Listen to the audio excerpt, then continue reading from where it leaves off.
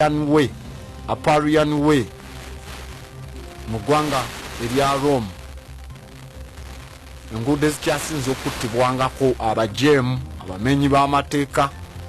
abaganya okuleetamu bakrimino. Era oluguudo olwo lwali lugatta ekibuga ekya Susa mu bugwanjuba bwa Anatolia paka ku kibuga ekya Sardis mu biseera ebyo ebyedda. Naye bwe tujja ne twekenneenya eggwanga eryo erya Turkey lyakubibwa, era Median Empire we yasobola okukubibwa eri ayitibwa Darius owa the Great oba Alexander the Great nga kuba Darius mu mwaka gwa 334 era Alexander bwe yafa mu 323 BCE yabakuba 334 nafa 323 baba bala emyaka jedda eja BCE ng'ovudde ku gino abamu kwe bakoma okulowooza 2022 eri babala bava waggulu nga badda wansi. Kati 324 BC nkulu nnyo okusinga ku 323 BC babala bava waggulu nga badda wansi. So ebitundu ebyo byagabanwa nga omukulu Alexander amaze okufa, ne bajjamu obwakabaka obw'enjawulo obuyitibwa Hellenistic Kingdoms obutambulira ku nkola ey'Abamacedonian, era ebitundu ebimu ne bifuuka bitundu bya Roma mu mwaka eje 2 BCE. Mu biseera ebyo mu mwaka gwa 324 Constantine asooka yalonda ekifo ekyo ekya Byzantium awo mu bitundu ebya Turkey okukifuula ekibuga ekya Roman Empire, era batuumawo ko edda New Rome. Kati oluvannyuma lw'okufa kwe yali ayitibwa Theodosius asooka mu 395 kwaleetera okuddamu gabana Roma ne bagigabanamu ebitundu masekati g'abatabani be babiri. Kati ekibuga ekya New Rome kye kyafuuka Constantinople ne kifuuka capital city eya Eastern Roman Empire, era oluvannyuma ne kifuuka eyitibwa Byzantine Empire mu biseera kati bye tuyita Turkey, era we yayitibwanga paka we bagikyusa abayitibwa Sassanid Persians, naye nga edda we yali bwekyo eyitibwa. So katuyingire munda mu ggwanga erya nandikugambye omusajja Attila the Hun okulumba kwe yakolayo eyo kwali okw'amaanyi n'abalwanyi abayitibwa Abazion Kung. Tujja genda mpola kasitasi gwe gusoose, tujja nakwetegereza Turkey eyo eya Ottoman Empire eyalina ekibuga ekiri ali mu kitundu ekya Busa mu mwaka gwa 1326. Tusoma abasajja nga ba Mehmed owokusatu ne Sulaiman the Magnificent. Anyway twamusomako sajja alina ekirevu ekiri awo, naye after a certain different situation eyabaawo ku battle yali forced okusala ekirevu kye kyalinga asibye nga kirina emiguwa 3, yali forced okukisala ng'atya asajja abayitibwa ba Knights of St. John omuyisa obubi ennyo. So Turkey nga bwe tugimanyi nga bulijjo tulaba abantu nga Mustafa Kemal Atatürk be balinga abagitandika ogitambuza. Mustafa Kemal yali military commander mu basajja abaaliwo mu Battle of Gallipoli n'entalo za Turkey ez'okufuna independence n'okusayininga gye bayita Treaty of Sevres emabega. Naye engeri Turkey eno gye tujjanga okuba tugigoberera buli lunaku katukome ku ebyo katini, ebirala twabisoma naye tujja kuba twongerako. Maze okuyingira munda mu ggwanga erya Turkey sobole okubanga nzijjayo kye tujjayo. So nno nate wabaddewo okutestinga era nga Abagreek kati abasajja b'omu Greece babadde bali mu kupimapima kwekenenyamu, bali challenged ku mbeera y'eggwanga erya Turkey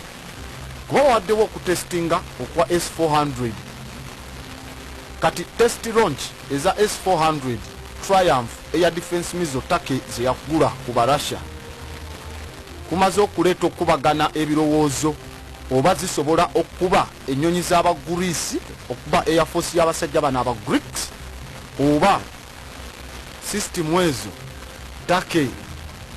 esobola ozirookinga ku nnyonyi ez'ebika eby'Abamerika zi Angian ewamu n'ennyonyi ezirina oba enkubi enwanyi the battle wings nga zi F-35. Birowoozo bitandise okukubibwa mu Greece kuba kati batandise okudawutinga Turkey erabika tesobola zikozesa. Ekisookera ddala emikutu gy'amawulire mu ggwanga erya Russia reports zavuddeyo ne zitegeeza nti wabaddewo failed tests, okugezesa kwalemye failed test shots okuva mu ggwanga erya Turkey, era nga tests ezo ze bakasuse nga bakozesa S400 zaganye okuba target ze babadde baagala okuba, era nga kirabika Turkey zi S400 tena zitegeera nkola yaazo, era Abagreek baba bakyali ku advantage. Era kino kireetera okuba nga waleeteddwawo okusuubiza n'okusuubiriza kyova olaba Turkey eno bw'otunuulira embeera eyo tenata information yenna so far, kuba vidiyo eziva ku defense ministry eggwanga erya Turkey tezinabaako ku kyeziraga mu kuwakanya ebigambo ebiva mu ggwanga erya Russia, kuba Tasha oba mu Russia emikutu gy'amawulire gimu gigambye nti Turkey yalemeddwa, it had failed test shots okozesa F oba okozesa S400, ate nga Russia ye yazibaguza. Kati oyinza okwebuuza lwaki ate bavaayo ne batandika obasiiga akasa. So ku lw'ensonga eyo basobodde okuzisitula zi S400 Triumph ne bazijja mu kifo ekya Sinope ne bazikomyawo mu kibuga ekikulu ekya Ankara. Bazireese dda zi anti-aircraft systems zino. Sinope eyo gye babadde bagenze ozitestingira wiiki ewedde n'agamba baba kumpi n'ensalosalo z'eggwanga erya Russia, ate nga zi S400 zikuba ennyonyi zonna n'ez'Abarussia ezaamu abaazikola. Era zitestingira ku side eza Russia nga Turkey eringa ategezesa Russia. So was there a system eyo zijjaminga ne ziremesebwa abatako zikozesa oba, era bazikomezaawo mu Ankara, wabula ng'ekizibaleesezza si kukakkanya America kubaadde bazitutte zigezesa ku nnyonyi zaabwe, kuba ya America eyagala kuteekako sanctions z'amaanyi. Okuva mu Russia emikutu gy'amawulire ne gitegeeza nti first military use okozesebwa okwekyannamagye mu Turkey nga bakozesa S400 missile defense okuva eri abasirikale b'eggwanga erya Turkey kyaganye, kubanga Turkey yaganye okuyambako ba specialist okuva mu ggwanga erya Russia, kyova olaba S400 z'abalemye. Nagamba bw'otunuulira ensonga zino ng'omuntu tolina ndowooza eri critical, owulira statement bweti mu mawulire n'otagitegeera. Bawandiise mu Russia nga bagamba nti omulundi ogusoose ogw'ekinamagye ogw'okugezesa S400 missile defense system nga zigezesebwa amagye g'eggwanga erya Turkey kyaganye lwakuba Turkey yaganye okuyamba ba specialist b'amagye ab'eggwanga erya Russia. Statement eyo wogiwulira eba yeetaaga okugikunnyonnyola. Kitegeeza ki? The first military use of the S-400 missile defense system by the Turkish army failed due to Turkey's refusal to assist Russian military specialists. Nga kiringa kigamba nti byaganye lwakuba Turkey yaganye okuyamba ba specialist ba Russia. Turkey yebadde testinga, Russia si yebadde testinga. How dare kijja kitya abarasho wandiika nti ekyalemye lwakuba Turkey yaganye okuyamba kuba specialist abeggwanga erya Russia. Kikulaga ki nti lwakuba balayika baganye okubayamba kuba ndowooza Russia ebadde eyagala kulaba bazikozesa batya ku nnyonyi za NATO Turkey zerina. Ndowooza Turkey negaana okuba waki information okusitula ezo zi F-16 okwekeneenya kubanga singa nagamba kasinga bazisitula zi S-400 Triumph nezimala okusoma package ezi zonna ezirimu ez'ennyonyi za NATO, Russia ebe emaze okufuna buli kimu, ebe emaze okwaccessinga ebyama by'omu Pentagon direct ng'eyita mu air defense system zokka zizisoma byonna ebyetaaga. Kubajjukira amawanga ga NATO gegezaamu eyo ate gacoordinatinga gonna. Ekitegeeza wano aba amaze obifuna. Kati empapula z'amawulire okuwandikira enzigamba nti byalemye ebya Turkey okozesa S-400 kuba Turkey yaganye okuyamba kuba specialist b'amagye g'eggwanga erya Russia ng'ate baazibaguza dda. Kyekikulaga nti Russia erabika erina access okuziddamu zo munda kuba yezikola. Buli ggwanga oliba likola ekyokulwanisa lisigazaako kwe lisobola okukolera online spying. They call them cable release kuzamagye nga batapingayo information era basobola okikujamingira mu mbeera bwetyo. Twalabako ennyonyi zitomukat nga Iran America yazijiwa bagenda ogenda mu Gulf okulirizinga miso ng'ennyonyi zidduka okusinga miso nga miso tezi babikolanga. Vidiyo ezafulumiziddwa abasajja abatake ziraga rocket launches zokka nga balaunchinga rockets kwebikoma tebatulaga nga zikubye target. Kituleetera okwebuuza era tewaliwo walala wonna mu kaseera kalaga nti waliwo target ekubiddwa oba eyalikodingiddwa newankubadde towulira sound oba ddoboozi lyakubaatuka okwa missile warhead entwe nga zibaluka nga bwe kirina okukolebwa ku mbeera bwetyo. Tewali n'omulundi n'ogumu. So kikuleetera okutandika okukola ki? Okwebuuza n'obuuza asajja abaleese ogezesa ebyokulwanisa byabwe sente ze baateekamu nga tetulaba kivaayo. Bwe twogerera Turkey tenakola official statement ku launches zino zekoze za rocket, wabula ekisinga okwewunyisa nti targets ezikozesebwa ezirina okukozesebwa nga zirina okukubwa okusinziira ku banna byalaba baddewaawo ezirina okukubibwa S-400 target eziri genuine tewabaddeewo n'emu yalabiseeko mu bbanga kyokka ng'eggulu libadde kkiriya nti tewali bire mu bbanga nti oba ennyonyi ze babadde bagezaako tezaalabise. Tewabaddeyo kibadde mu bbanga kubanga ozigezesa nga mu bbanga olina kyotaddeyo mu bwengula. Kati okusinziira ku S-400 ezo system engeri gye baazikola zikolebwa oba baazikola nga zisobola kutestingibwa nga okasuse miso. Zirina kutestingibwa nga okasuse miso oba nga otaddeyo ennyonyi fighter jet mu bbanga, wabula drone entini tezizikuba. Zo zisoma miso na kuba nnyonyi tezikuba bu drone. Kati ekitegeeza woba ozigezesa olina oba nga wakasuseeko miso mu bbanga abantu ne baziraba naawe n'okasuka n'ozikuba nga zijja mu area zo, oba n'osacrificingayo ennyonyi mu bbanga fighter jet kuba byokka byezikuba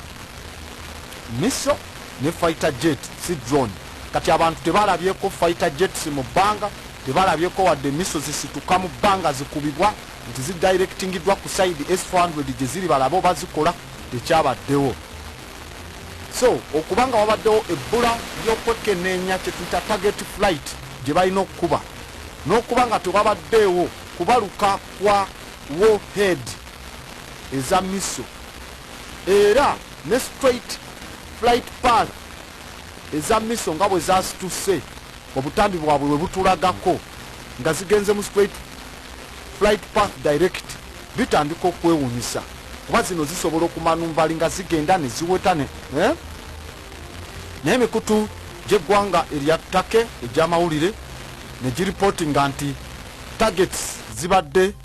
za mugatte 3 ezakubiddwa era mu butambi obumu akamu tulaba emu ng'ekasukiddwa naye nga bo batugambye 3 kyokka mu butambi tulabako emu ekasukiddwa nga tetulaga na target kati kitandika okutwewunyisa. Have they tested them? Bazikozesezza nga bwe zeetaaga? Obutambi bwapostingiddwa okuva nga bagezesa S400 bwapostingiddwa ayitibwa Yuga Gilson oba Gilson, ono chairman ow'ekibiina ekya AK Party naddala branch yakyo kyekiri mu kufuga ekyeddogani kyavamu ava mu branch yakyo mu Sinop. Obutambi bulaga strikes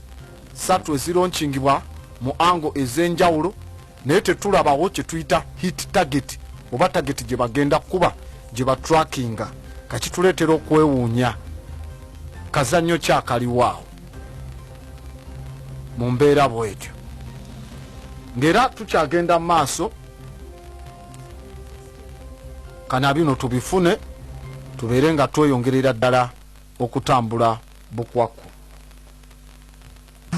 Abajona Electronics abakusangwa Nyakaseke building nabagenda maiso no kugambira bakuletire bintu byona kama simu baine simu za mapesa baine simu zino ezokurahize za smartphones baine bintu byone byokukozesa amasimu bakuletire flat screens mu size zona no itaga size 25 no itaga 18 no itaga 40 baine hoofers home theaters flat irons phone chargers screen guards hamu na headsets kumanya bikirawo usobora kubona batera namba zabo zesimu 078M 78 ana na msanju 00 bundiki 075 sanju na mnana ana na mukaga 25.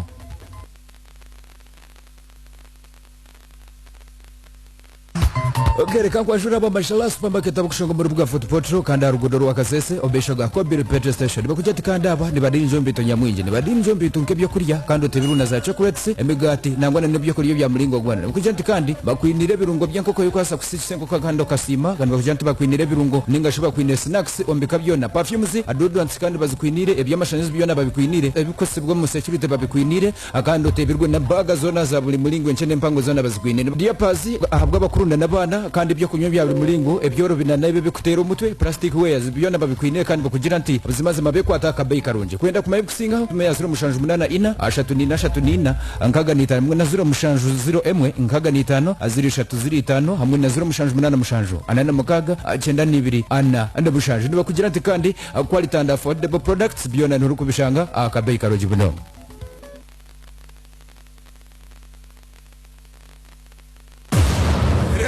Kasenza kataito mu Christmas bonanza orange ne buchorange ne buira orange kere kona orange byawe okwate nkumutiyalo pia ojorange duka orange hoteli orange obukatale orange fresh notunde bar notunde ngoye oresere byo mulembe notunda magali notunda motoka oja Clouds FM ojorange senten taito mugazango tuna spare ne bya masanyarazi notunde ntebe notunde kaito oine kanisa ijotendereza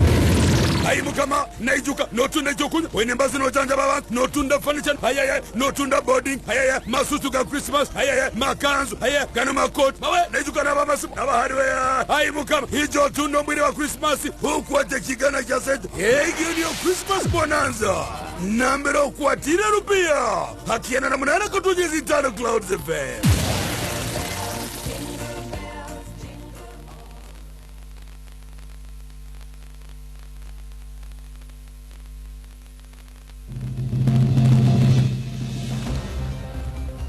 nga tukyatambula ogenda maaso okyali ku all round information Clouds FM 98.5 tusangibwa ku Luhandika Street otusangira ddala awo nga tukyagenda maaso n'eggwanga lya ttaka eryo nga tukyekenneenya. Take ne Russia bakola deal eno tetujja kwerabira. Basayininga deal eno contract babawezi S400 Triumph Air Defense System mu 2017. Deal yaleetera Abamerika obusungu bungi nnyo ku ggwanga erya Take era ne batiisa okuteeka sanctions ku ggwanga erya Take. Ne batakomaawo ne bagamba baligobye mu program eya F-35 fighter jets eziri advanced eza NATO. Nyonyi nkubi project ya beeyi nnyo naye ng'ate amakampuni ga Take gye gali gakyakola mu parts ezimu bagobamu nga ggwanga naye kampuni zaabwe gye ziri esobola okufeekinga information ezigiwa eggwanga erya Take. Omwezi ogwakafumula mpawu mu nnaku z'omwezi 30 oba guyita ogwokuna, official representative alipresentinga omukulembeze wa Take, representative we ayitibwa Ibrahim Kalyan, yalangirira nti bagenda kuba basazaamu transaction okufuna S400 lwakuba nti coronavirus asudde ekonome yaabwe. Naye mu mbeera yakatini nnyawo ne tugenda olaba nga bazifunye kati nga balinga abaali batiisa ababuzaabuza ne kati ne baddamu ne bafuna Russia nezibawa mu mwaka guno gwennyini. S400 Triumph zino long range, medium range anti-aircraft missile system. They are anti-aircraft missile system SAM, surface to air. Zikasuka mu long range ne zikuba ne mu medium range, range empanvu neyo masekatikati era nga zikuba nnyonyi ne zikuba ne miso zennyini ne miso ezikasukiddwa ennyonyi nga zikasuka ziva wansi era bazidesigninga okwonoona zonna ennyonyi eziri hypersonic, eziri hyposonic ne hypersonic. Hyper kitegeeza zidduka nnyo kusinga ku hypo, zonna eziri modern ne promising means eza aerospace attack zonna oba okasusa emiso eziyingirawo nga zidduka bwe zityo gwe mulimo gwazo. Okusinziira ku Pentagon bavayo ne bategeeza zi S400 ewamu ne system eza Ishakanda OTRA ne system ku myalo n'amaato coastal anti-ship systems ekika ekya Bastion class gambye Ishakanda OTRK Groundboat missiles tufuna nnyo amanya gaazo ne zikola ki ne zibula tugenda luli tugenda ozitegeera nga tetu ebika bingi ezitibwa Ishakanda ne twazoogerako bazikola mu 2006 era nga kampuni ya Votkins Plant State Production Association yezikola endala bazikolera eri Production Association Barricades mu Volgograd. Missiles za Ishakanda buli mwezi towa kilograms 38 ze pounds 84 era nga wonye nuclear weapon high explosive fragmentation basobola oteekako warhead ya nuclear weapon ne bateekako ebyokubaluka obubalusi high explosive fragmentation ne bateekako obulala obubaluka obutini basobola oteekako EMP oba okuteekako fuel air explosive gabanga amafuta ne gatuka mu bbanga ne gabaluka ne gocha buli ekirimu awo oba basobola oteekako penetration EMP Ishakanda natezita SS-26 Stone. They are mobile short range ballistic missile system abarasha bebazi deploying zali pressing zebayitanga OTR 21 Tochka Tochka. So kati bojja nozigata kuziri oba oleese obuzibu bozekenenya Isakanda kati kasita okwata S400 ne Ishakanda OTRK ne ziri ezikuba amaato eza Bastion class bino bizanya omulimo gw'amaanyi mu ndowooza empya ey'amagye ga Russia mu kifo kye bayina kye bayita Russian Armed Force. Amagye ga Russia gayina ekifo abazungu kye bayita access denial zone. Kati bwowulira kye bayita oba access denial zone kitegeeza ye zone oba access denied zone ekifo amawanga ga NATO mu batasobola genda mu bitundu by'eggwanga erya Russia. Bayina Ishakanda, bayina Bastion class, nagamba twalaba neeri ekuba ku mwalo nerekawo musisi emyaka 15 ne tutakomaawo. Kati S400 toyingira tojja mu airspace yaabwe ne woba oyagala nnyo wadde tulaba mu ttake zaaganye Russia egamba lwakuba mwaganye oyitaffe ba specialist yo tuyamba ku bye twagala. Kati we baleeta Ishakanda zidduka Kamala tulaba ez'okumeeri ezikuba amaato. Kati ekitegeeza Russia abazungu baba batandise ogiyita code name gye bagiwa access denied zone oba kye bayita anti access oba gye bayita area denial. Mu code name bagiyita A2 oba AD nga kitegeeza amagye ga NATO tegasobola wadde kuyingira mu range eya A2 oba eya D access denied zone oba anti access oba area denial restricted area system. Zino we baba bazitadde ebifo ebyo temusobola byengangamu mu aba NATO biyingira kubanga bano baba babimapinze dda nga babifudde access deniable zones nga tosobola kumala gamantalirayo. Itegeeza kasita ogendayo ebisigadde byonna baba bagenda kusoma mu birango abooluganda abako n'emikwano toyina ngeri gy'osobola kusurvivinga. Kati ozituma Triumph linnya lya export version nga bazitunda bo bazita S400. Kati Triumph gye bakuwa generally lye mulina okumanya. Kati ate okumanya Abarussia bazibu bamaze ddano zirinyisa ebbeeyi bulijjo tubadde tuziwulira ku bukadde 3. Kati bamaze ddo zirinyisa ebbeeyi buli system $500 million, $500 million, miliyoni 5 ebya dola. Kati bamaze ddo zirinyisa tujja kumanya lwaki zatandise n'okulinnya lwaki bazirinyisiza ebbeeyi ng'ate abataki zibalemye okoperatinga targeti nga ziganye. Kati technical characteristics engeri gye zeeyisaamu bwe zikola zino performance yazo eya Triumph zikola bwe ziti oba S400 zidetectinga oba zekenenya target eri mu buwanvu bwa distance ya kilometers 600. Kati strike target bwe zisobola okukubira zikuba okuva we ziri kilometers 400 era nga zidduka ku maximum speed oba eya waggulu okukuba target ziba zidduka kilomita 4 buli sekendi, kilomita 4 buli sekendi speed. Era mu kaseera ke kamu zisobola okufayalinga targets 36 zifayalinga targets 36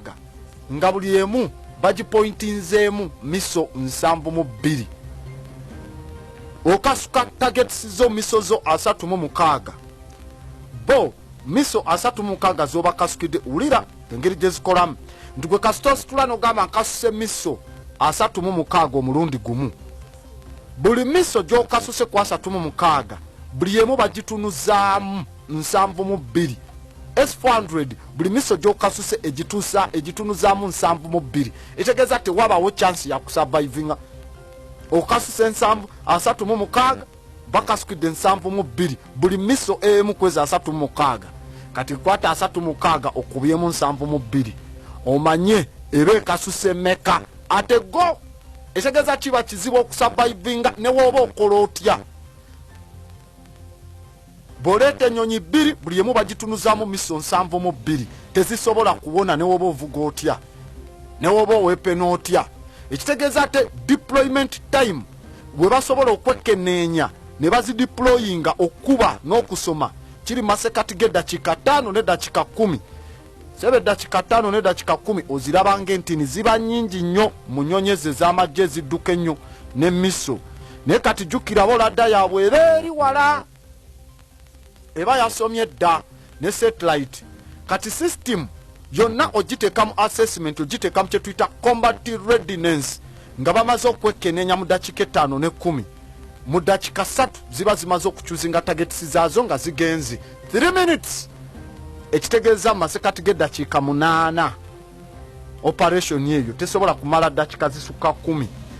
baba bamaze okuwangira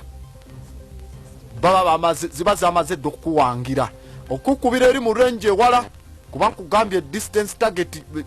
zigendera ddala mu kilometers 600 kati ziddamu era ne zikola zitya eno si installation nti yakulonchinga miso nti bateekawo tuteekemu miso tulonchinge wabula yonna eri coordinated ekola wamu system. It's a coordinated and complex system era components zeyina zonna baziteeka ku bimotoka biba bi cross country high cross country vehicles ebyagapiira aganene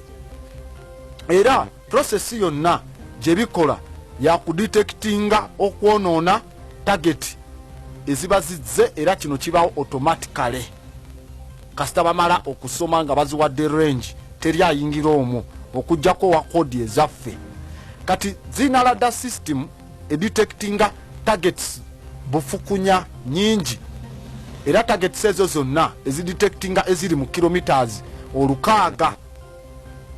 buli target eziri mu buwanvu bwa kilometers 600 okuva we ziri baba baziraba era ne batandika okudetermininga eno yansi ki eno yansi ki eno yansi ki zizi detectinga era kasazi malo zidetectinga kizitwalira seconds 21 seconds okubanga zikulagiddewo olumala okudetectinga target ng'egambo eyo ya Bungereza eyo zonna mu seconds 21 baba bamaze okwidentifyinga nga mukyali eri mu kilometers 600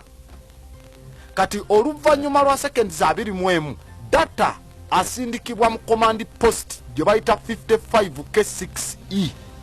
command post eryawo nakutegeeza ladde ebanga emikampala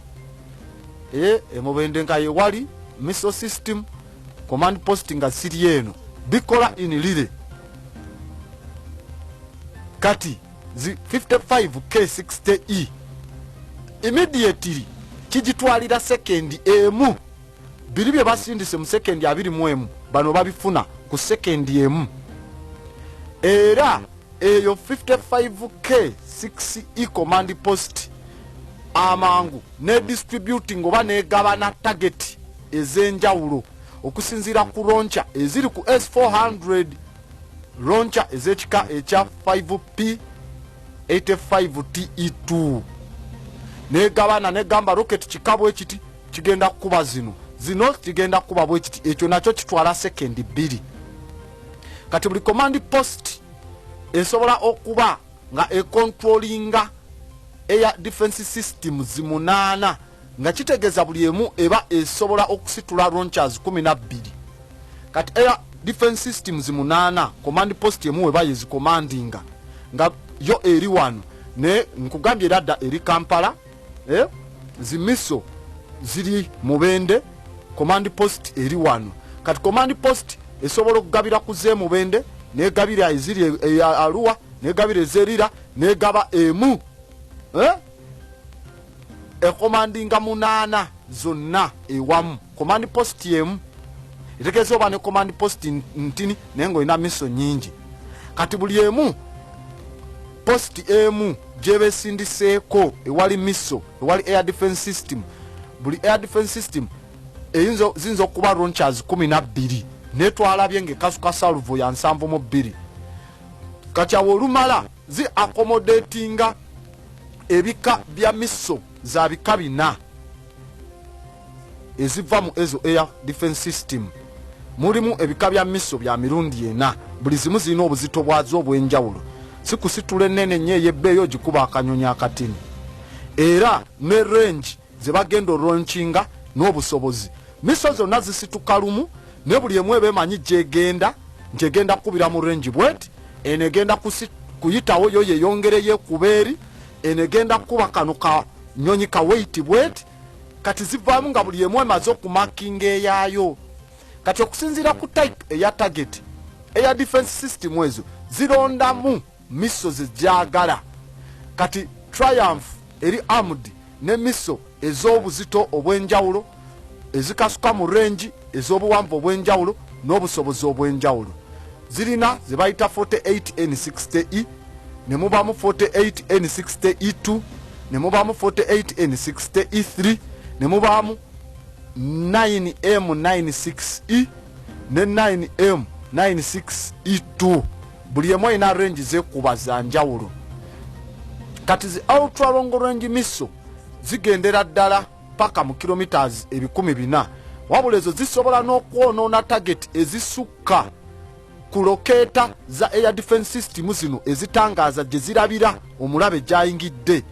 kubanga zirina kye bayita unique homing heads emitwe egy'enjawulo zisobola okugoba target n'okusukka ladda we yalabye kasita zibanga target zavudde eno nga zisomye nti ezimu kwezi ezazze z'abalabe eziyigga n'okusukka matwale mwena okuoperatingira kasita zimala okulinnya ku command eyazo zimaze okulinnya ku command ey'okunoonya rocket kitegeeza zigendanga zo mu kye tuyita search mode kasita bazigamba ebika bya ennyonyi bwe ziti byokka bye bispealingibwa nti kikaaki nti Sukhoi zokka Sukhoi 35 ate zitambula ne code bweti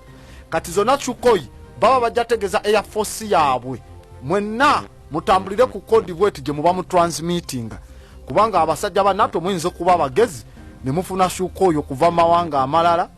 ne muliyingiza ezo abalasha ne balooza Sukhoi zaabwe kumbe muze kuba bakube kati bwe zaabwe baziwa command yemu kana bazigamba buli etalina command eyo kuba buli esangidwa mu bbanga kuba tukira zitwakinga z'amagye buli esangidwa ku identification for all friend ziba zitransmittinga signal length z'amagye ziba ziwa kodi 3 ez'aba civilian ziwa 2 kati zonna ziri ku 3 baga kasita osanga nga si kyekiri ekyaffe ekiri mu kodi eri kuba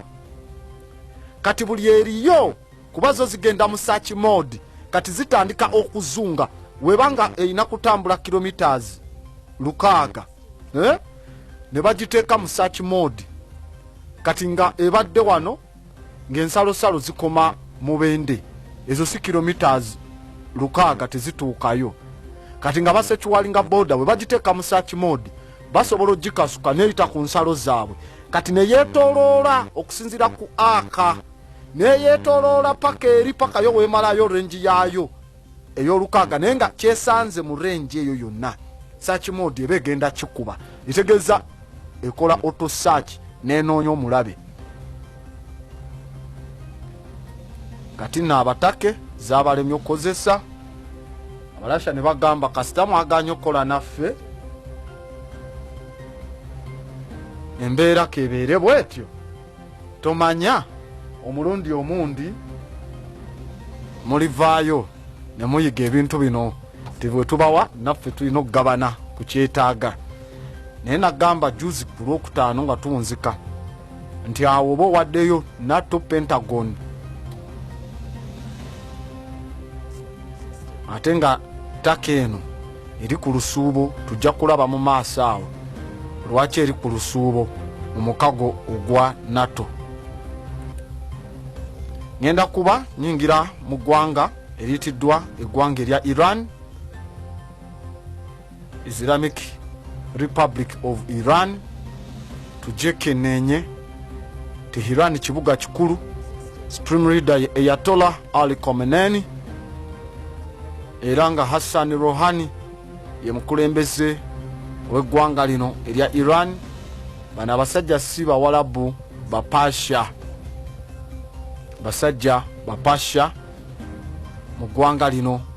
erimanyikiddwa nga erya Iran.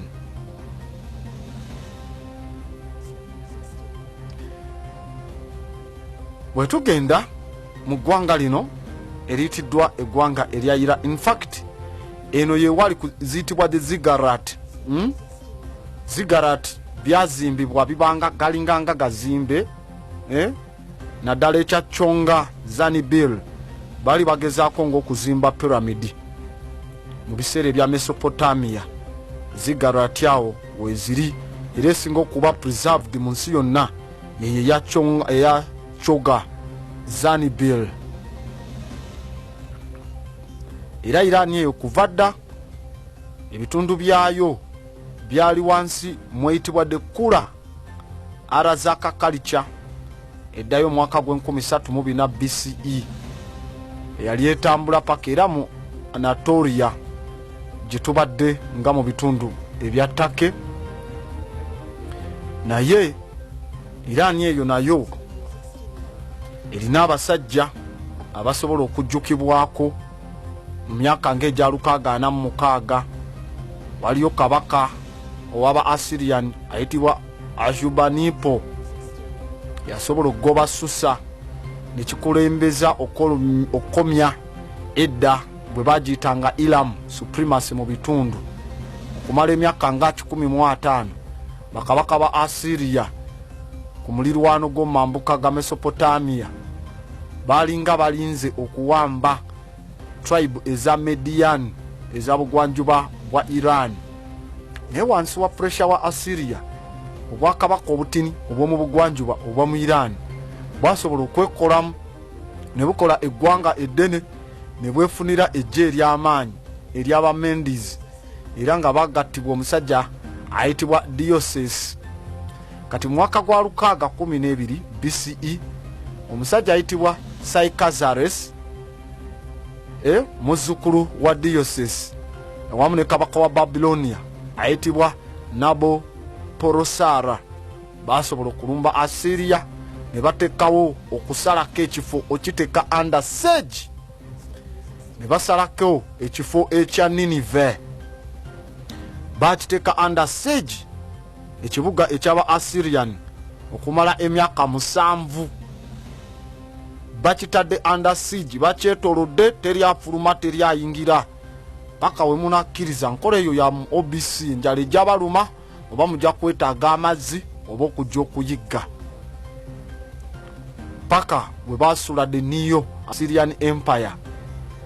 Era olwamala ne balumba akafo ewavanga abalwanyi abalinga bekozeemu omulimu abayitibwa Abawirutatu eyo gye bajjanga abasajja abawubi b'ebiso abazibu ng'era waliyo basilinga abakubi b'envumulo we call it a sling ng'ovudde ku ziri ennene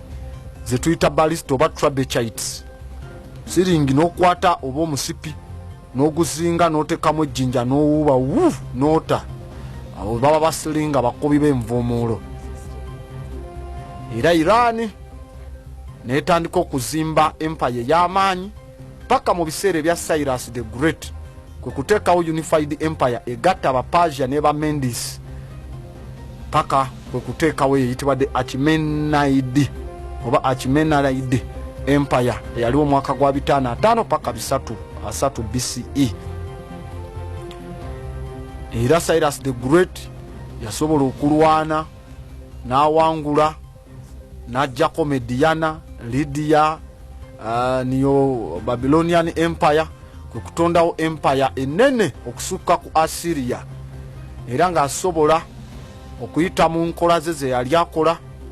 okusonyiwagana. Bano babeeranga ne kooti z'okusonyiwagana zetulaba ze baali bataddewo Rwanda ziri fake ezagacaca mu mbeera bwetyo. Era n'atandika naye okweyita gwe bayita King of Kings oba kye bayita Shahanshasha mu Lupersia kitegeeza Great King. Aba Greek gwe bayitanga Megas Decius. Kati mutabani wa Cyrus ayitibwa Simbasis owokubiri yavaayo eyo n'akola okulumba ng'alaba byonna bye balina babiina naye Africa Egypt y'amaanyi Kemet era Cambyses oba Cambyses owokusatu ye yalumba ebitundu bya ancient Egypt n'asuula gye tuyita the 26th dynasty eya Egypt abo Persians batandise olumba pharaonic system etandise okugwa dynasty eya 26 kuba mu Egypt bafugiranga mu dynasty mu Kemet dynasty emu ng'eyinza okubaamu bafaro nga 30 bwe batyo wabula bwe yajja ono Cambyses oba Cambyses owokubiri yafuna obuzibu yayagala okunyagulula piramidi ate nga bali abasajja Abafirika bateekangamu security ow'amaanyi tomala gatuuka ku chamber kuba yali agala nnyo okwejjiramu sarcophagus ze bazikamu bafaro kofini ezo zi sarcophagus ezalinga ez'ezaabu n'agenda kugula chamber eya security gy'atalina kugulawo omukka ogw'ettabu ne gumukuba ekitegeeza Afrika baali basibu nnyo mu biological warfare oba chemical mukka gwali gwa ttabu n'abasajja be gwe bassa nga bagala kubba munda mu piramidi eya Khufu n'alwalirawo n'afiirawo n'abasajja be nga tanava mu Egypt era Herodotus amwogerako ogezaako okuwangula oba okubba ebyo ebyategekebwa eby'abafaro kyamuleetera okufuna ekisiraani eky'amaanyi era okuva mu biseera ebyo olugero lwatambula mu ancient world mu nsi enkadde nga tekyali ajja kunyagulula kuyingira mu piramidi z'abafaro kubbamu bintu Abawarabu we bajja engero ezo baali baziwulidde bazze mu myaka gya 2015 tebanafuuka Abawarabu by then. These are West Asians, Abadali, Abapushutani, Abakuraishe. Era abayesonyiwa piramidi ezo ne batandika kuzijjako mpozi musenyu gwa waggulu kuzimba mizigiti gyabwe mu Cairo nga Islamu olwo atandise okujja kuba at first tebalina na mizigiti basigala mu temples kuba there was no Islam. Kati abaddamu okusumulula piramidi zino nozirumba basajja ba Napoleon kuzirutinga kuzibba naye bwezityo naye okuva Cambyses we yafa ne Jerry okugulawo piramidi ancient world yonna n'ekita era ne kabaka Darius owa Persia naye we yalumba teyakkiriza wadde okugulawo piramidi n'emu n'oyateeka ebibuga bye kapito ya Susa n'azimba mu Persepolis ne bakola program ey'okuzimba canal eya Nile ne Red Sea masekati ge ne Faro Neko kati eyitibwa Suez Canal. Nagamba abazungu sibe basima Suez Canal bagitanga Canal of the Pharaohs. Era Darius embarkingako ne Faro Neko okuzimba system eyo era n'okuyigirizibwa engeri gye bakolamu ennusu ze bayita darik okuteekako omutwe gwa kabaka eza zaabu bazitanga darik eza zaabu nga ziyitibwa shiko kati Isirayiri ze beeyisanga essente ezaabwe. Era mu biseera ebyo ebyedda myaka gyedda 512 kati awo Edi oba CE Macedonia naye ate eyali yalumba ne kuba Persia naye ate Persia yaddamu n'egikuba n'egiwamba. After 600 years Athens eyo neefugibwako ba Persians abo kuba emabegako eri waliwo omusajja yali omuzibu mutabani wa Darius oyo ayitibwa Xerxes. Xerxes was a very terrible man. Yabalumba bubi nnyo okujjako paka we yajja n'akubibwa mu 343 amaze owamba ezo zonna ayagala kujja ate kulumba still again Africa. Taata we gyali akoze peace talks. Era wano bavaayo ne bakulaga paranomic view oba bogezaako okwenoonyako mu byafaayo osobola onoonya ekifo ekyo ekya Persepolis nga kizimbiddwa okusinziira ku magezi agaba architecture okuva mu Africa. Abasajja nga Bagadetis asooka gayi yali ava mu Africa naye nga training amagye gaba Persia. Bagadetis training amagye gaba Iranians, yomu ku basajja abasooka okufuga aba Greece ng'ate is a black man. Bangi nnyo betujja okulaba nga maaso eyo, naye katusooke tuyingire munda mu ggwanga erya Iran tujjeyo kye twasobodde okubanga tuwawankulayo olunaku olwaleero.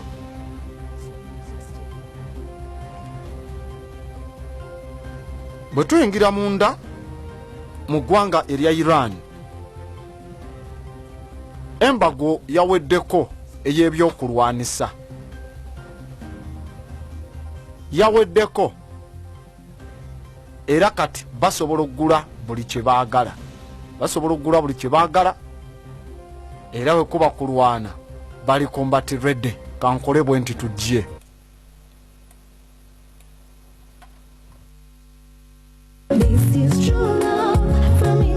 ebyokutwalinja n'okutwetoroza n'okutubaliisa olungereza hatibihoireho. Abatuja and Friends Uganda Limited abarakusangwa Fort Portal mu Kisenyi mu Lore Park hakyombeke Police bakuleetira omugiso gwotasobora kusanga handi hona. Obukuba noyetaaga sente kutandikira ha mitwalo 10 kugarukira ha miliyoni 4 ezaho nahezero ha magoba mataito ebyabo nibirahuka. Omusimbo nokozesa kino oyina pikipiki oyina motoka ekibanja n'ebindi byona ebyomunju nosobora kubahikirira bakuhaka sente ako kakukonyere mu bwangu. Kumanya birukiraho baterere ha 072-893-307 rundi 070-302 Abatuja and Friends Uganda Limited abo nibamariraho kimwe obunaku habwokuba entandikwa nabagikuha aho naho.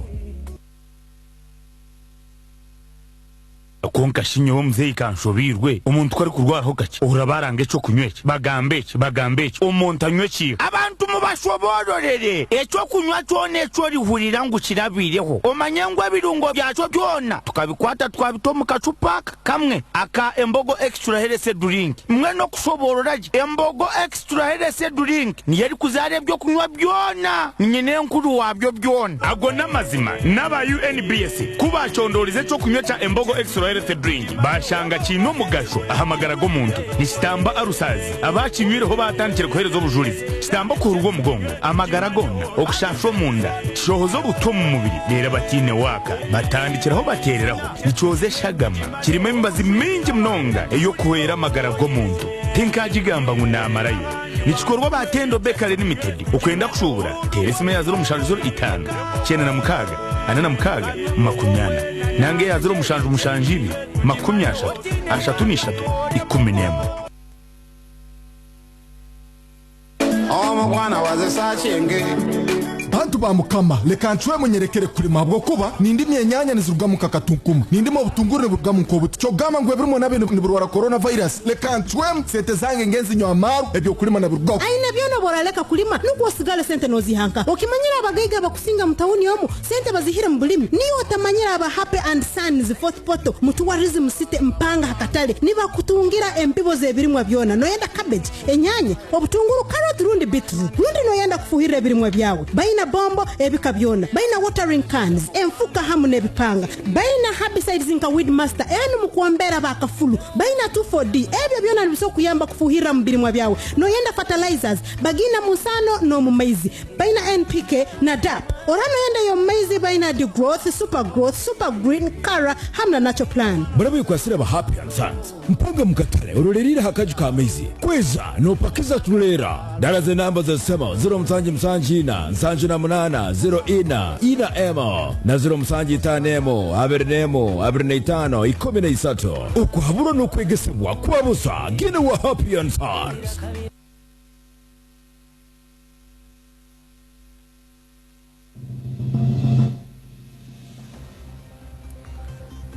nga tuyingira munda mu ggwanga erya Iran. Sanctions zaweddewo era Iran evuddeyo nekasukira America ebigambo ng'ebagamba nti oyo yenna kubanga America yavuddeyo nebaka ebigambo byeyogera kati ne Iran ebakasukidde ku bigambo ebyo America bye yatiisizza nti okuteeka sanctions ku buli ssekinomu yenna agenda okukola ddiiru ne Iran nga yabyakulwanyisa kubanga wadde arms embargo oba nati ze bali batadde ku Iran ezoggula ebyokulwanyisa n'otunda ebyokulwanyisa zaweddewo za expirinze embargo. Iran egambye ebyo bye boogedde byantiisa era biraga ebikolwa by'obutiitizi eby'Abamerika n'okuteekawo sanction ezitakola kuba ensi erabye ng'ebigambo bya Amerika byakusibako Iran matugambuzi kugiriisa ngo. Oluvannyuma lw'okuba nti nati zino zaakomye era olunaku olwajjo zawereddeko ddala bulungi, Iran is now good to go ogula buli kyakulwanyisa kye yeetaaga. Newankubadde Amerika ebadde ng'ekiwakanya, Secretary of State Mike Pompeo Omumerika, former CIA director, n'alabula nti wagenda kubaawo okusasulira eri buli ssekinoomu kampuni oba buli nsi yonna enakola deal okuguza Iran ebyokulwanisa oba okugula ebyokulwanisa ku Iran oba okolagana n'amagye g'eggwanga erya Iran kuba bo baganemenga dda okubanga it's a terrorist organization. Iran nayo yanemenga amagye aga United States of America gonna terrorist organization nga Donald Trump ye chief sponsor ow'abatujju mu nsi Iran ngemuneminze. America ye yasooka neminga Islamic Revolutionary Guard Corps ago that's an elite force netekako ba Ayatollah bonna ne baba neminga ngaba chief sponsors aba terrorism. Iran reciprocated nayo nekibazaako ngabo. Said Katibazeda onayogerera foreign ministry eggwanga erya Iran avuddeyo n'ategeeza ebigambo by'omutiitiizi Mike Pompeo bye bivaayo ebyamangu era eby'omugaso okulaba nga akabonero nti akkiriza nti ne sanctions ze bataddewo emabbali nga America tezifunyeemu mugaso era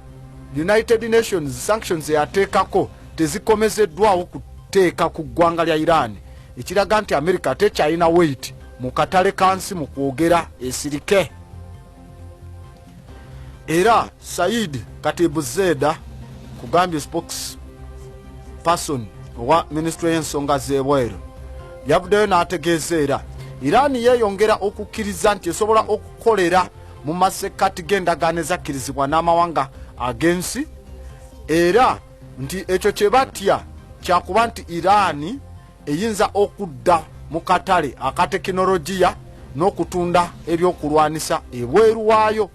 Era n'agamba nti Iran efulumya ebitundu 9 ku 10 eby'ebyokwerinda bye beetaaga ewaabwe era mu nsonga eyo bajja kubanga batunula mu exportinga byakulwanisa instead ey'oku importinga nga kitegeeza ki nti za America zibadde zitya Iran egenda gula bino egenda gula biri bagambye be bisinga babyekolera ewaka 90% kati banoonya bagenda kugula market ani agenda obagulako weapons kuba bagala funa sente mu exports. Mu interview ewamu n'omukutu w'eggwanga ogwa Irina mu ggwanga erya Iran, Minister wa Defense wa Iran ayitibwa Amir Hatami yavuddeyo n'ategeeza nti Iran ejja kuba etunda byakulwanisa ng'ebiguza eri amawanga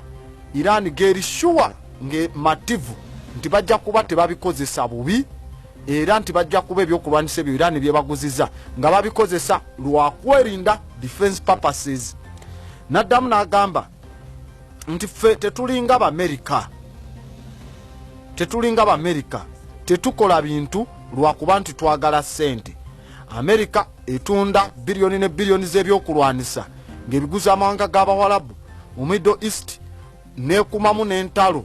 basobole okulwana bibagwengako yebeere ng'etunda. Ffe tetugenda kubiguza bali mu ntalo, tubiguza bali mu kwerinda. Tetulinga the rabid dogs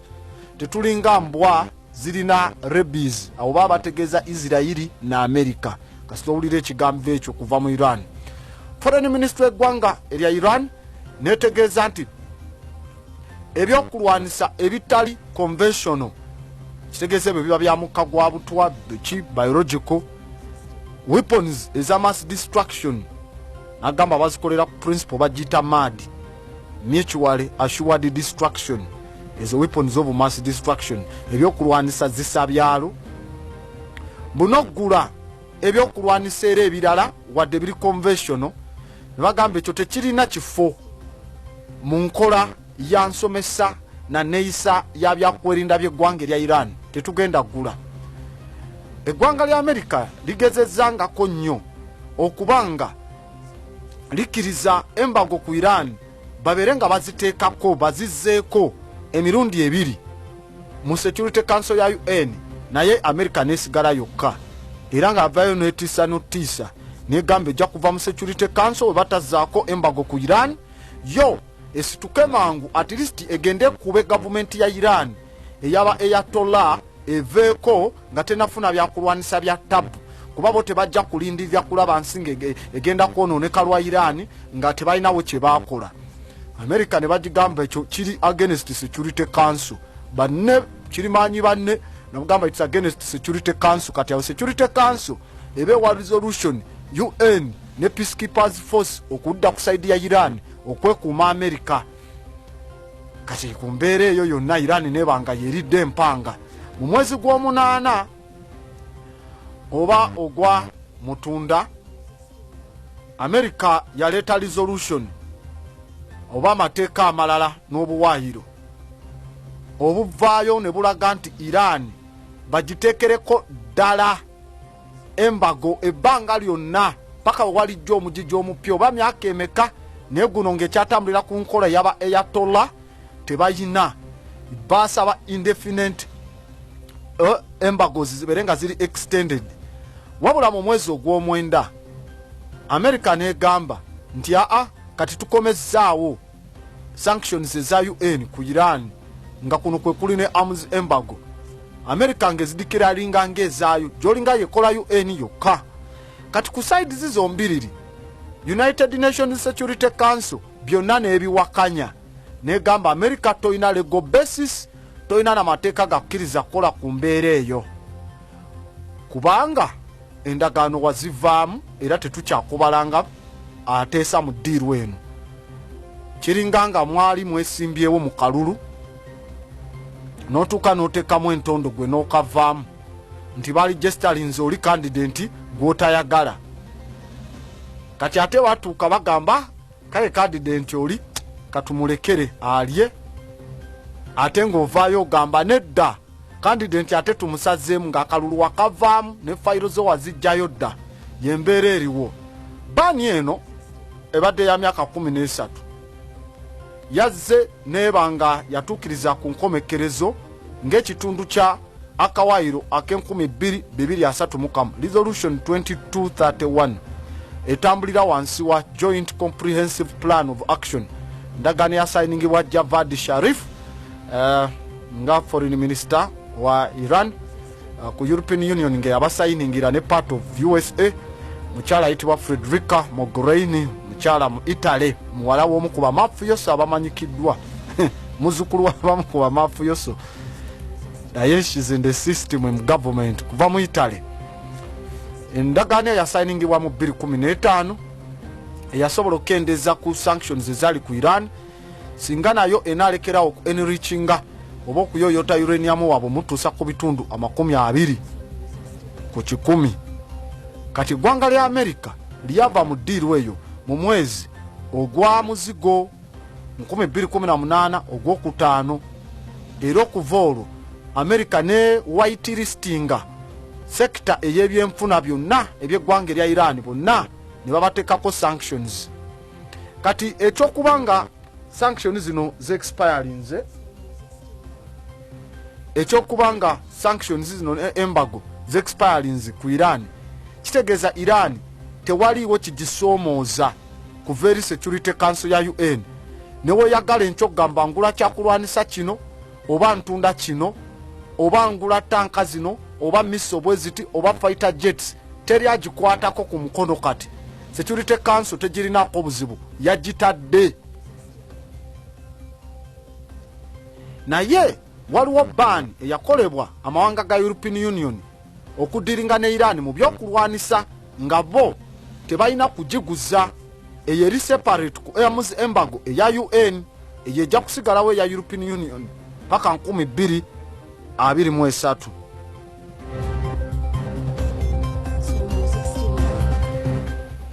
So okusinzira ku Mike Pompeo ono eyakulembedde kaweefube okublokinga okujjako embago ku Iran ku UN yategezeza mu statement n'agamba okumala emyaka 10 amawanga gabadde gayimirira nga geesonyiwa geewala okuguza ebyokulwanisa eggwanga lya Iran wansi w'obuwayiro obwa UN. Kati eggwanga lyonna kati erivayo ne lisoomooza embeera eno ne ligamba kati katubaguze oba batuguze oba batunde mu bulambulukufu liba liri mu kunoonya mu kugulawo nkola ya lukumamo mu ntalo n'obunkenke obubadde bwayimirira. Kati kasita banaasigala nga bakkiriziganya ne UN baba balonze kuba efu kubanga Irani ku nsi wano yensi esinga okuba etalimu bwesige ensi esinga okumamu obuvuyo mu ntalo n'okutekawo obutali bwakwerinda bulungamu. Basajja babi nnyo tebetaaga kwesembereza. Mike Pompeo ku ggwanga erya Iran n'avaayo n'agamba nti eggwanga lyonna erinaguza ebyokulwanisa ery'eggwanga erya Iran bajja kuba bongera kwavuwaza abantu b'eggwanga erya Iran kubanga kijja kuba kisobozesa gavumenti kukyusa ssente ze yanditadde mu bantu ezikyuse eziteeke mu by'okuzimba eggye lyabwe ery'obutemu. Era mu kugezaako okuyimiriza okujja embago ez'ebyokulwanisa Mike Pompeo n'alayira era n'alabula eggwanga erya Russia n'alabula eggwanga erya China n'amalala agavuddeyo agakola ddiiru ne Iran ez'amangu. Mike Pompeo n'agamba tetujja kukkiriza byakulwanisa by'aba Russia tetujja kukkiriza byakulwanisa by'aba China kutuuka ku ttaka lya ggwanga erya Iran. Mike Pompeo n'addamu n'agamba S-400 by all means tezina kubeera ku ttaka lya Iran kisobozese Iran okubanga eri accountable ereme kuzimba nuclear weapons ng'ekimanye ne time kasite ekwate kuba efu ejja kubwa. Naye Russia wegiwa S-400 oba China negiwa ku advanced missile shields ze bayina babanga abazimba Iran efune ebyokulwanisa ebyazisa byalo. Gavumenti ya Israeli okuveri defense minister Ben Gantz n'avaayo n'alayira n'agamba emitendera gyonna ku meza weegiri wetulabirira ddala nga Iran egula S-400 newankubadde S-300 ne air defense systems zonna endala okuva mu Russia ne China fe tetujja kulinda kuzibawa kasa tunaawulira nti basayininze endagaano fe tujja genda tukube ebifo ebyo bye tulinamu interest ebijja okubazza emabega n'eddiiru ezo baleme kubanga bakola ki bazisayininga. Kitegeeza ki Israeli kyebeeyogeddeko okuba ebifo ebyo baba balina okukuba entindo ezisaza mu nguudo ezimu baba balina okuba ebifo eby'amasannyalaze aga uranium n'ag'amazzi aga hydro baba balina okuba zi university baba balina okuba amalwaliro baba balina okuba amasomero ne bakuba water system amazzi abantu ge bafuna mu ggwanga erya Iran. Ekitegeeza nti bw'obikuba ebyo gavumenti sente ze yandiguzeemu eya defense systems ezikomyawo okuddamu okuzimba ebyo at least nekkakkana neetereera. Naye tetujja kwerabira mu Geneva Conventions amateeka agawada ebikolwa ebya genocide n'okutta abantu n'ekigendererwe ebyenkanawo crimes kasita ovaayo n'okuba olutindo ng'olutindo olwo abantu babadde balukozesa okuyisaawo emmere okuwa ku bantu beeri oba okusaza eddagalo genda eri. That is a crime against humanity. Israeli eberimenye okuba amazzi amasannyalaze amalwaliro those are crimes against humanity. Ne Israeli egamba byo byebifo ebya interest byeyina okuba. The thing is okuba basibiddwa emikono. International community Iran ku misozi erina awo olujja kuba lugenda kuba lukabubalusi ffe katulinde. Isirairi eno emanyi okwogera ebintu webityo n'owulira nti esitudde ennyonyi zaayo ebadde ng'ekuba nnyo ku nsalosalo eno mu Syria ng'ejja n'ekubakubayo. Assad ye n'asigala ng'akuba abantu ku ground. Abalasha bagamba bali bakubye ba Hezbollah bakoze ekyo baba bakugamba bakuba installation z'aba terrorist naye nga tebalumba direct kuba ddala barracks ziri serious oba ziri genuine. Tetunabalaba nga bayingira mu Syria mu Damascus oba nga balumba eri ku myale wali aba Al-Wahid family z'aba Assad gye ziva era bakubene emabbalibbali ng'era bw'owulira mu mawanga agamu mulimu ebifo by'otakubamu omukulembeze apangulukuka naye wawulira bakubya Arua waliyo ba Arua stone throwers ba stone throwers Musisi wano yatukuba owe 2016 ne 2016 nakutula amayumba mangi eyo wansi nakutula ne Tanzania naye omukulembeze yatwala Tanzania beyawa obuyambi peni ebitabo blanketi n'emifaliso abeno yabagamba twabagamba muve mu nsozi ne mulemeramu jolinga sesemike kati mawanga bwe gatyo wabaye ebifo bye bakuba ne batafaayo lina gamba ndaba ababeyo tebanonda nakunonda abekasese so what naye nojja n'okuba ekiruhula n'owulira buli kimu bakireeta. So wabamu ebifo bye baagala gavumenti zonna mu biseera by'aba Bush nga toyogera ku Texas mu Obama nga toyogera ku Chicago Illinois naye Trump ye taliko ebyo oba New York oba is not a politician. So bifo bibaayo webityo biseera by'obote waliwo ne specific line y'amasanyalaze akagenda paka ewobote gyava naye abantu amasanyalaze bagagaana balinga abasajja ba Kabaka Abaganda abedda bagaana amasanyalaze okuyita mu bibanja byabwe nga bagaba bwereere nga bagamba nti wegayitawo ku nju gatta amaanyi g'ekisajja kati twetaaga. So kati ne Israeli ejja nekuba mu bifo ebimu nekuba mu Deir al-Azor nekuba mu Homs naye nga terumba mu Aleppo tekuba mu Damascus in areas of specific interest. Bajja ne bakuba eri Koboko bakuba Panyamol wewatyo gavumenti gaye wabayo na musoloki nekuba embalala olabe tujja kuba nga tweyongera ogenda mu maaso tugenda mu ggwanga erya China tusobole okwekenneenya mu nsonga z'eggwanga erya China naye nagambye tuli mu biseera bye twetaaga ojje olange naffe tuleme kubanga ffeffe katukola naawe olina okubanga okola. Kati kansooke nkole ku ssente era nkomewo.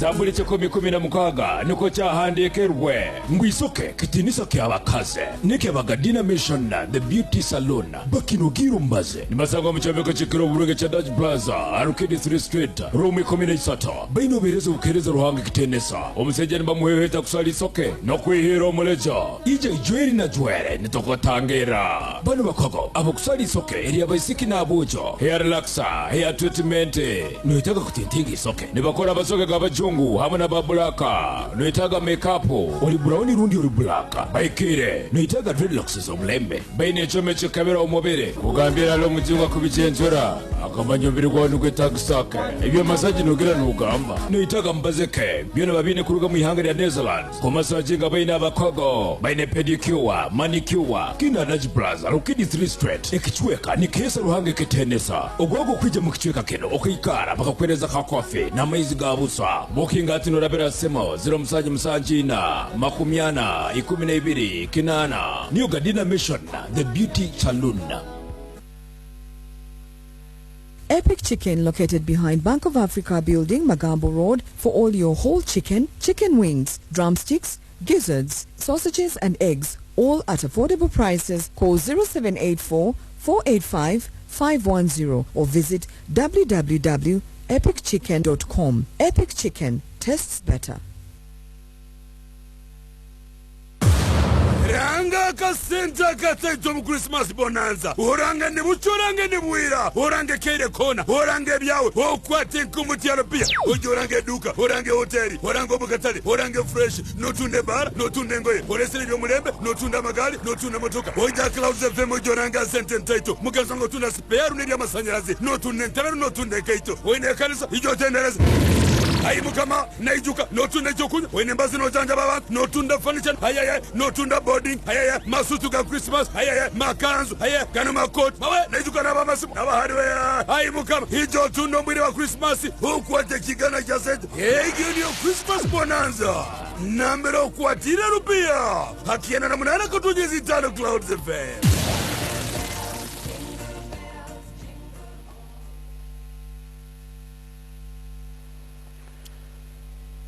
Yes, nga tugenda mu maaso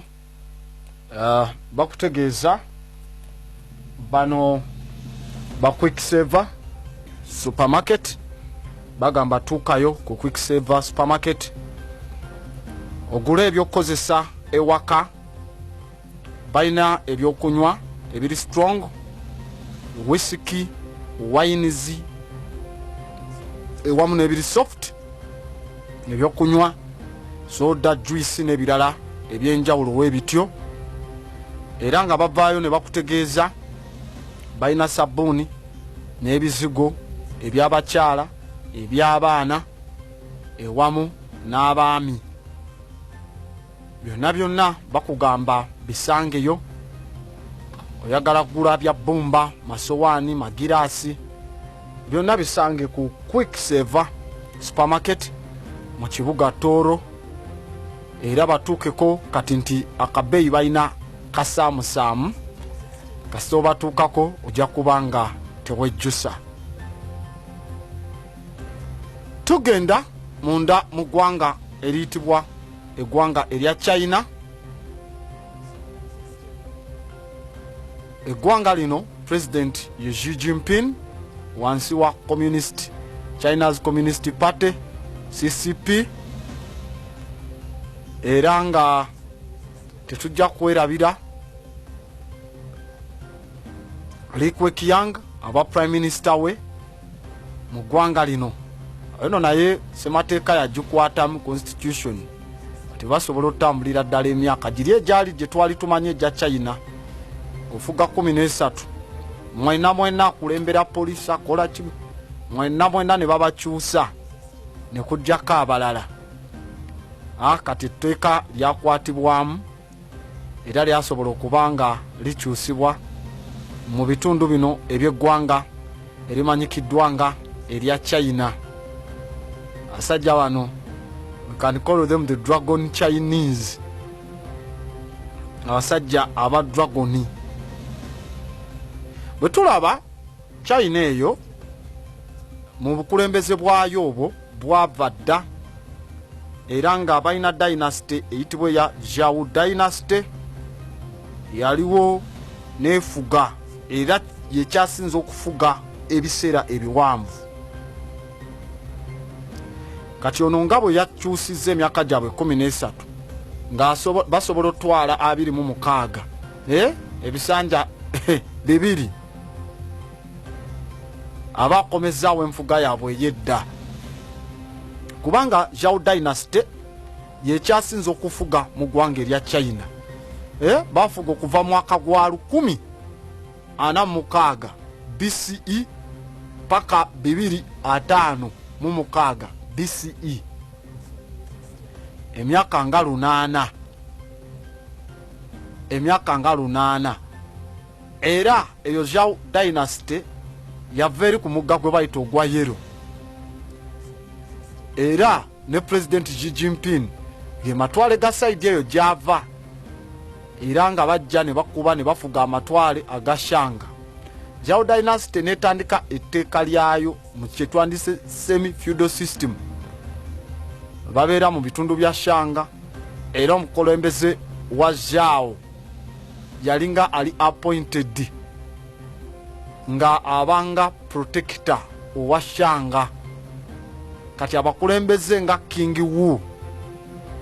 nga yambibwako ne muganda we ayitibwa Duke of Zhao basobola okuba ogatta ebitundu ebyo bya Shanga obigatta kubo aba Zhao mu lutalo oluyitibwa Battle of Muye. That Battle of Muye yali y'amaanyi kubanga king ono wa Zhao King Wu mu kaseera ako we yaleetawo enkola ya gye bandise the mandate of heaven nti ye yaweebwa olukusa okufuga okuva mu ggulu. Yazaalibwa olwazaalibwa obuyinza ne bumuweebwa okuva mu ggulu era yakikola okulegitimizinga obukulembeze bwe era buli baddako batambuliranga ku ekyo era n'abaddako aba Shangdi dynasty batwaliranga okwo nga bagamba abo bava mu Tian mu China eggulu baliyita Tian tine bakatonda bonna ab'omu Tian ne dragon zonna buna ekitala kya omulwanyi omushengdi nti omuliro gwakyo gwakikolanga omanyi okulembeze babikoleranga eyo mu kukutu kitala kya kabaka tolabanga bakikola nti omuliro gwakikolanga dragon zezajjanga ne zigukola ki ne zigufuwako ekyuma ne kigonda ne kijja. Of course there was no any dragons tekiriyo, these are mythical figures mu mbeera bwetyo naye kati abantu nga babitwala nga mythology waabwe era ebyabakulemberanga. Sajja wano ne bazimba ebibuga mu bitundu kati ebitibwa Xi'an ku muga ogwa Wei ku Yellow River era omugogo gwa Yellow River gwasobola okujja biseera by'abantu okweyongera obungi emigga gikyuka ne gikulukutira eno ne giyita eri ne gigira eri era kati gwe mugga gwe tumanyi ng'ogwa Yangtze mu biseera ebyo ebyandibadde ebyedda. China eno batozi zaabwe nnyingi nnyo naye desike yange eri bize nnyo olwaleero n'ennaku zino tujjanga kujjayo katini wabula kyolina omanya okuwandiika okulimu decimal